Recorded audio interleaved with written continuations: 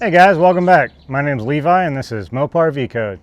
This is going to be another continuation of the 70 GTX build series, but may be useful if you're new here and you're looking to install a fuel injection fuel tank and fuel lines. This will be the episode for you to watch. But what we have here is a Tanks Inc. fuel injection fuel tank specifically for this car model. And then we have the FiTech fuel injection fuel pump, 3/8 stainless steel fuel line feed and return from inline tube, and then of course all the AN fittings and the wiring to go along with it.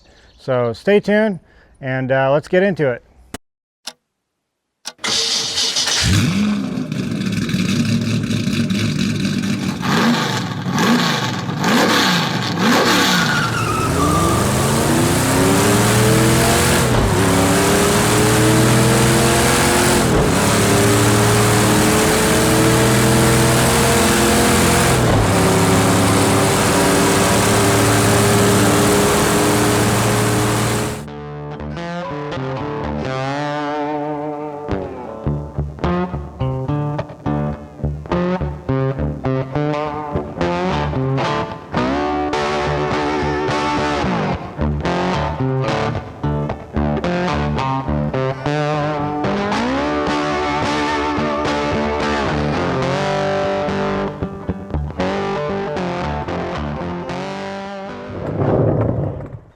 All right, now that we got her up on some jack stands, we can actually get under here and see what's going on.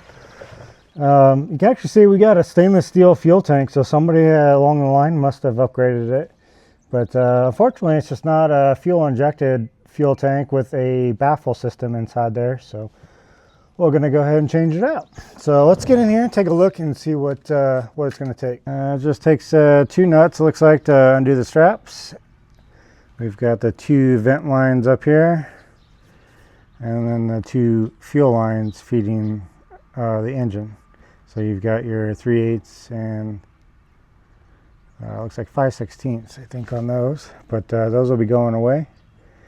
And we'll go get a socket and get this tank dropped down. All right, let's get in here. Let's get after it. Enough talking.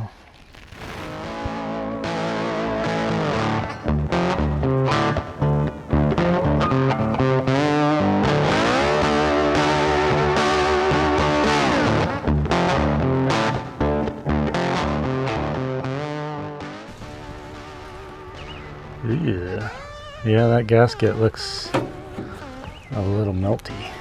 Ooh, it's kind of like that's weird. It's goopy. Huh, weird.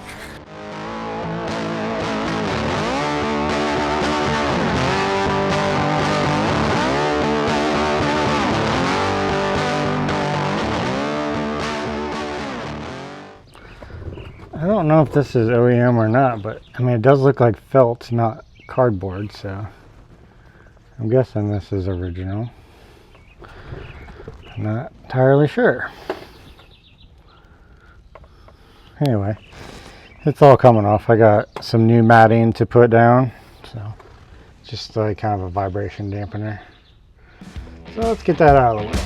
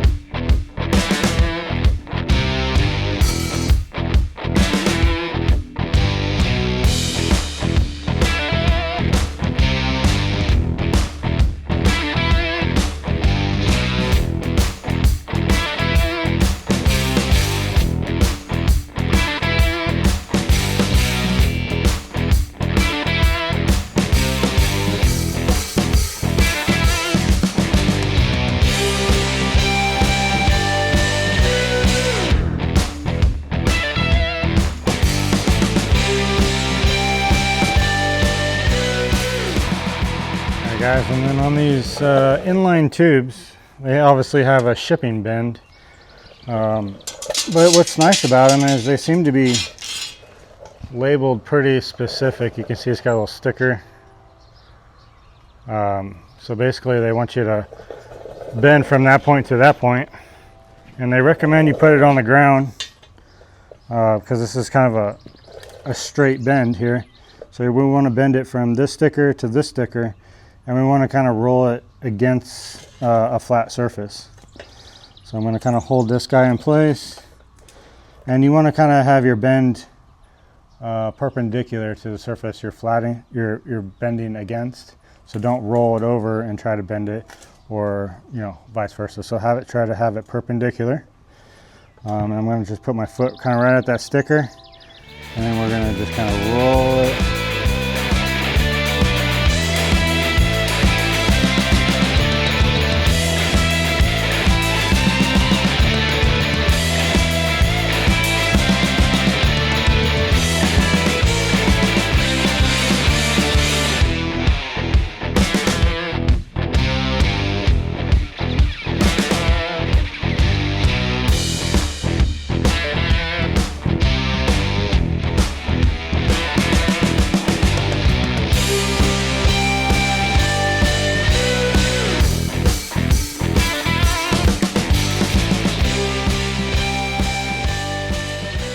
Brackets, so they were pretty crusty. You can see there's like undercoating, paint flaking off of them. So what I went ahead and did is cleaned them up, or I did one here anyway to show you, but I just used my resurfacer pretty much with the most aggressive wheel. Did that, and then end up throwing it in the sandblasting cabinet to kind of put a matte finish on it, and then just hit it with some matte clear, just some Rust-Oleum, keep it from corroding. But that'll keep it, because these aren't supposed to be painted black from my understanding. They're just supposed to be a natural finish. They may have originally had a zinc coating, I'm not entirely sure, but it's supposed to be kind of more of a natural look. And then I went ahead and cleaned up the filler neck. It was pretty crusty on the inside and outside. It had a bunch of goop from the old seal. It was like pretty deteriorated, so I'm really glad I invested in a new one. And then just gave it a quick recoat on the outside. It was black before. I'm not sure if it was supposed to be black or not, but I just went ahead and hit it with some black epoxy paint. This stuff works really good. I've used it on other projects, and it's seriously a hard coating for what it costs. You can buy automotive paint and whatnot, but for just a regular old epoxy paint, this works great for just doing little touch-ups and whatnot. And then the gas cap here, it was pretty crusty. I'll show you a picture here. That's what it looks like before. It was pretty filthy, and I'm pretty sure this is supposed to have like a zinc coating or a plating on it, but I just went ahead and also just sandblasted this. It's still kind of curing out. That's why it's a little shiny, but it'll be matte eventually. But I thought that turned out really good myself, for no more effort than I gave it. All right, guys, so I've got the tank set up here, and we'll go through some of the steps on installing the fuel pump itself and the sender unit. So what you do is you take a tape measure, measure the depth of the tanks, and ours comes out to about 6.5 inches or so. And then you go ahead and install your filter on your pump. Make sure it's fully seated. And then what you want to do is measure 6.5 inches, we'll say, off this table, and then we'll give it about 1/8 of an inch further. That way we can kind of get a better idea of what we got, because we want it to be about 1/8 of an inch off the deck, off the bottom of the tank rather. So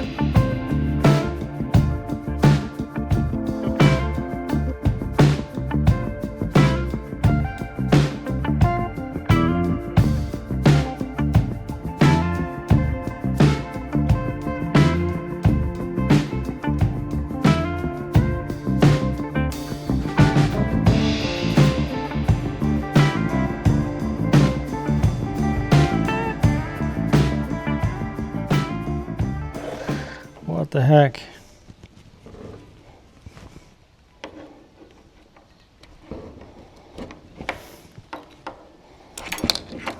Where in the hell did that come from?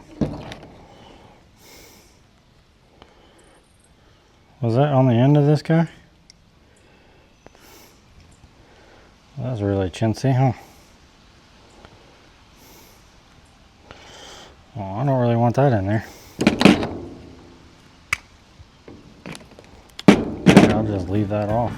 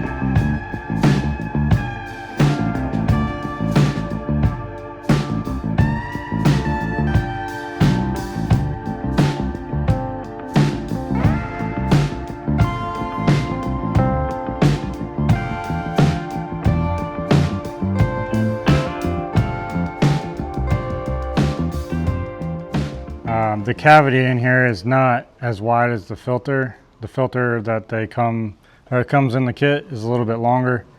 So what you need to do is when you fold it in there, you need to fold it kind of on itself and tuck it in that direction. So when it's in there, it opens up against the top, so the bottom is flush.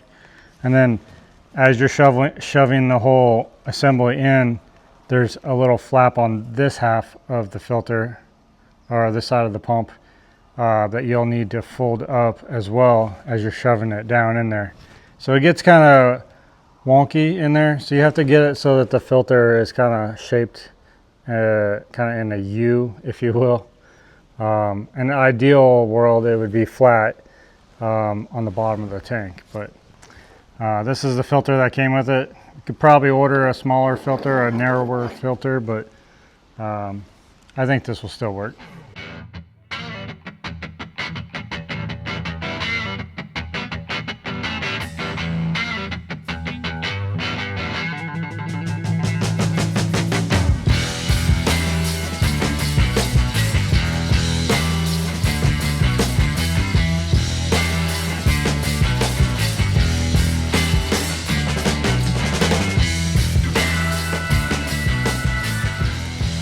We got the vent tube hooked up with the crimp. I opted not to go with no braided, just regular fuel line. It's not going to see a lot of pressure, so I really wanted something that'll push onto these barbs a little bit easier. We got our fuel sender. mounted, wired, sharing the same ground terminal as the fuel pump. And then I went ahead and put quick connectors. We're only using 1 pin of this 2-pin connector, but I think it'll work fine. And then our power connector, same thing. We have a double pin 10 gauge 2-pin connector, and we'll go underneath the car next and get that all set up.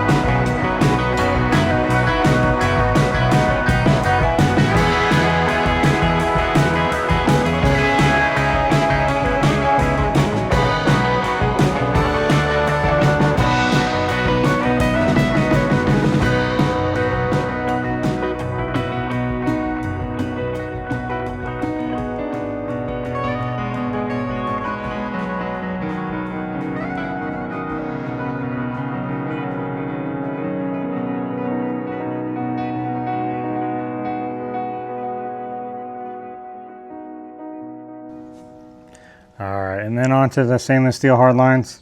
And I think the best way, we're going to go ahead and remove the rear tire. That'll give us some more wiggle room. Because if you remember when I removed them, I actually unhooked them all front and rear and then had to kind of bend it and make a U shape to be able to pull it behind the tire and then out of this hole that goes right through that torsion bar support. So I'm hoping that if I can remove the tire, slide the tubing up past the axle and then feed it back through the support up front, then I won't have to bend it all up to get it back in there. So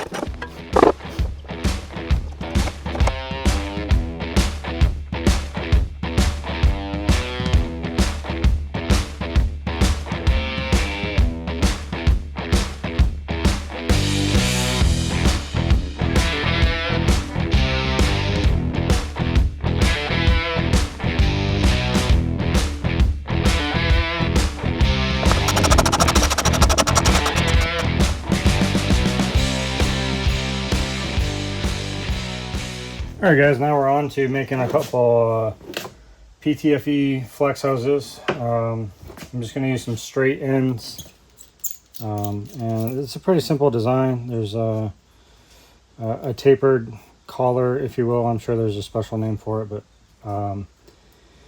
so what we do is we slide this nut over the entire tubing, and then we cut about a 1/2 to 3/4 inch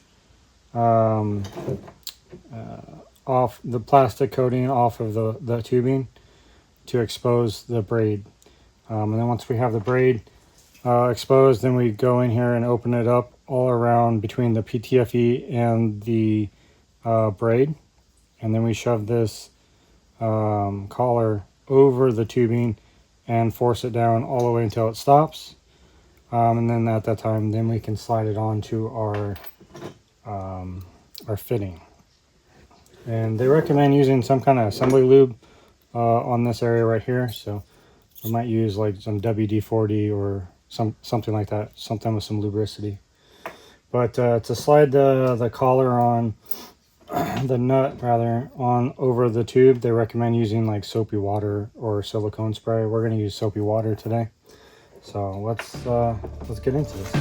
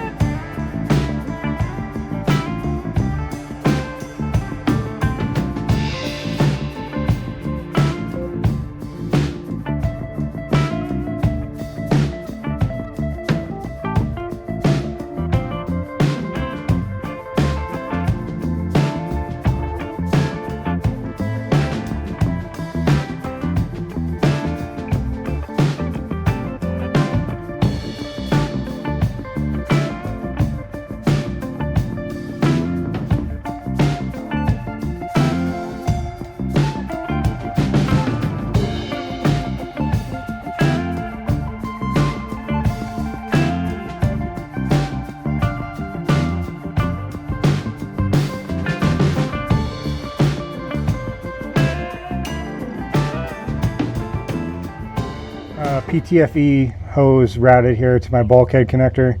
There's two 90-degree bulkhead fittings here that I had welded to or attached to a bracket that I had made.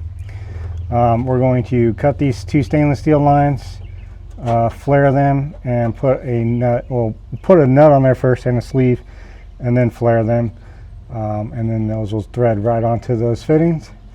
On the other end, I don't like how this ended up working out here. I just tried to use straight fittings to reduce less chance of leakage, but it's really putting it in a bind. This PTFE hose does not like to bend very tightly, so I went ahead and got just a couple 45-degree fittings from Forgola.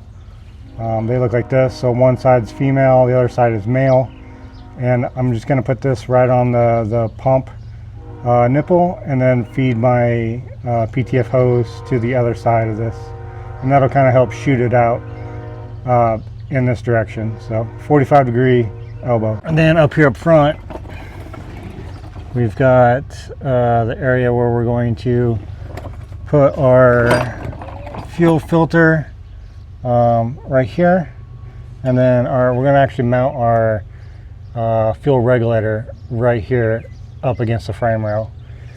And in order to do that, I kind of went ahead and mocked up a little tube to get my angles right before I attempted on the permanent one. So I figured out it needs to start about here, and then the first offset is a 45, the second one is a 50-degree, and that'll line me up with the edge of this frame rail, and that gets me out about 1 inch or 7/8 or so. The filter housing that I have come in is about 1 3/4 to 2 inch around, so that should give me some flexibility to move it in and out to strap it or mount a hard mount to the side here. So then of course this end will have a flare and a tubing nut and a nut, and that'll just thread right onto the filter housing. So for a nice clean application. And then moving forward, this is the fuel regulator that I had gotten from FiTech. I did have to buy these fittings, these swivel fittings. This other one here is a direct to hose fitting, so I'll just be able to attach a PTFE hose right to that, and this one we're going right to the hard line, and we're going to go right here, up in here, tuck it up in here, so the nipple is above the bottom of this frame rail, so there's no way to it get knocked off if for some reason we catch something on the ground or the road.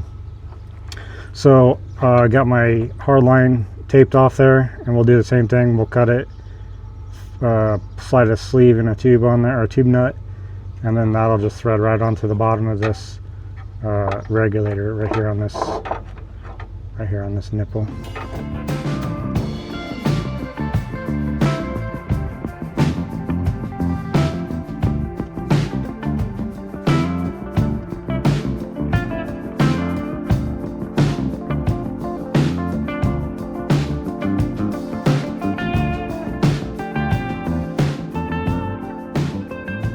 Alright guys, so I've got the hard lines moved in here into my shop, and we're going to go ahead and trim them to fit, and then we'll go ahead and I'll show you how to flare these hard lines.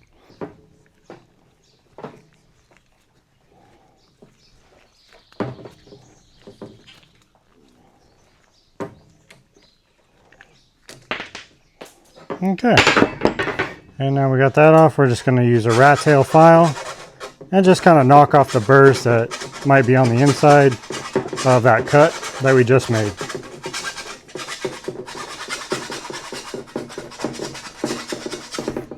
They make a reamer tool, probably be a lot handier, but we're only doing a few fittings, so try to minimize the amount of tooling I need. Alright, so we'll slide our tubing nut sure it's the right way, and then the sleeve, just like that. And then we're going to go ahead and use a little lubrication to help out the flaring tool. So.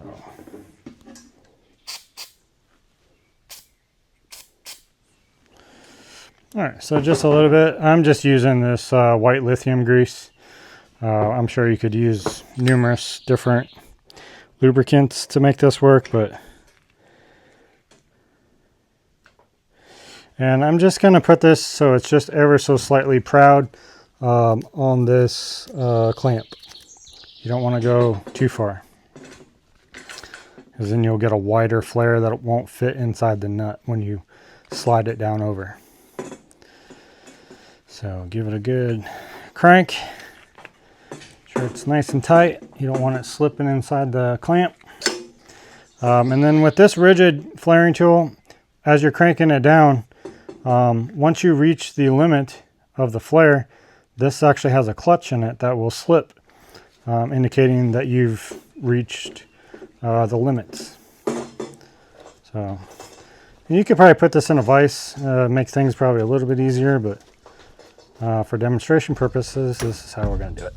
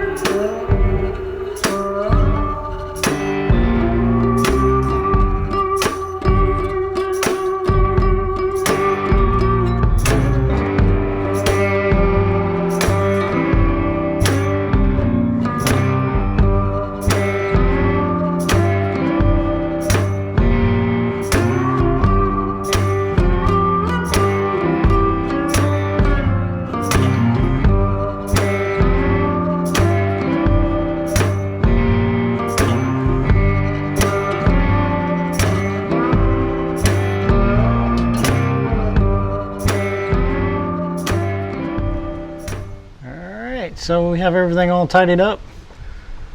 PTFE hoses. I ended up getting 45s put on there on the tank, and that helped kind of aim them over to the bulkhead. You can see the bulkheads right there. That worked out pretty good, having the 90-degree bulkhead connectors right there. Really kind of cleaned that up. You can see how I have my hard lines fed right there. There's plenty of room around the shock. And this is how I ran around the frame rail. Ended up making up some double S clips, just welding two clips together basically. I got a couple here. It's pretty solid. I may continue to look for something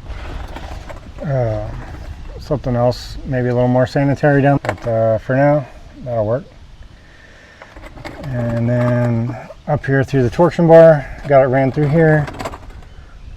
So this is my pressure line feeding the engine, and then there's going to be a 10 micron filter that's going to thread into here. So from here it'll be like six inches long or so from that nut, and then I'll go back to a hard line and sneak it behind here. So this is kind of representation of that, and it'll run up past this exhaust manifold a little ways just to kind of clear that hot zone, and then transition back to a PTF line. I'm just gonna go like kind of where the original fuel pump was. I don't know if you can see up in there, but just kind of go to that area with the flex line or the PTFE, and then go hard line back up to the top of the engine to the throttle bodies with hard line. So it'll feed up that direction, feed through the throttle bodies, and then come back down the backside of the block between the firewall and the block with a hard line, and about halfway, and then I'll transition to PTFE to give a flex joint, and then attach to my regulator that I have tucked up in here. It'll attach to this little guy right here, flex line, and then this will regulate it down to 55, and then once it says, hey, you got enough pounds of pressure, it kicks it back to this return line, which goes straight back to the tank.